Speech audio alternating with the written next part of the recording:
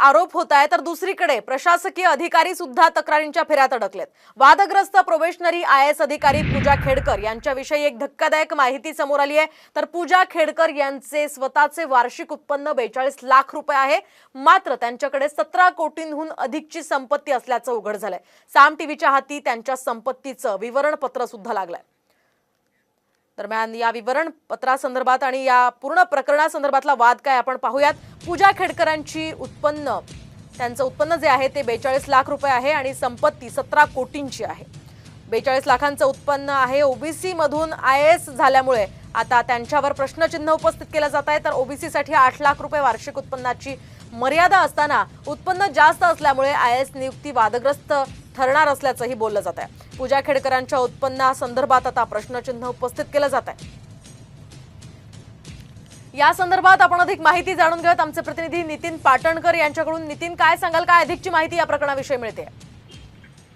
पूजा खेडकर या सध्या वादग्रस्त आहेत, चर्चेमध्ये आहेत आणि या वादामुळे त्यांची वाशिमला बदली देखील झालेली होती। आता त्यांच्या संदर्भात एक महत्त्वाची माहिती पुढे आलेली आहे।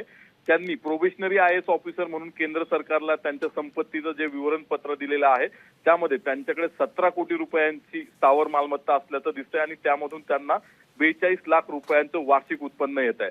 पूजा खेडकर या ओबीसी प्रवर्गातून किंवा ओबीसीच्या कोट्यामधून IAS ऑफिसर झालेले आहेत आणि त्यासाठी ओबीसीसाठी 8 लाखाची ही उत्पन्न मर्यादा आहे। 8 लाखाच्या आतमध्येच उत्पन्न लागतं तरच ओबीसी प्रवर्गाचा किंवा कोट्याचा लाभ घेता येतो। मात्र या ठिकाणी पूजा खेडकर यांचं स्वतःचं उत्पन्न 42 लाख रुपये आहे।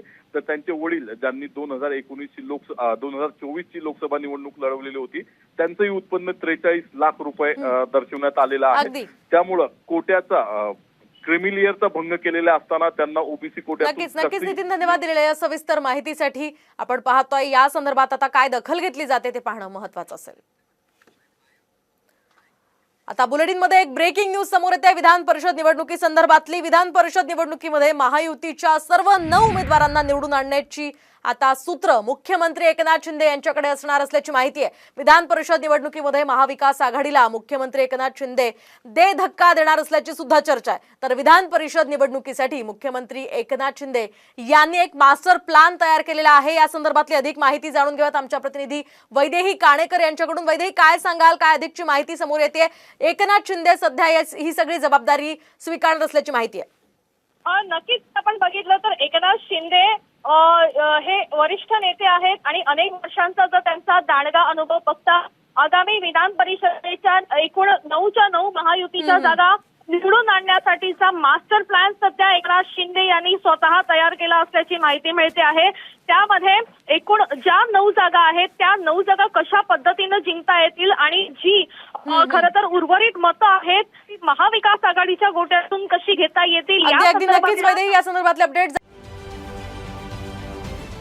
महाराष्ट्रातील सर्व बातम्यांचे विश्वासार्ह व्यासपीठ सकाळच्या सर्व सोशल मीडिया प्लॅटफॉर्मला लाईक, फॉलो आणि सबस्क्राईब करा। तसंच सर्व नोटिफिकेशनसाठी बेल आयकॉन प्रेस करायला विसरू नका।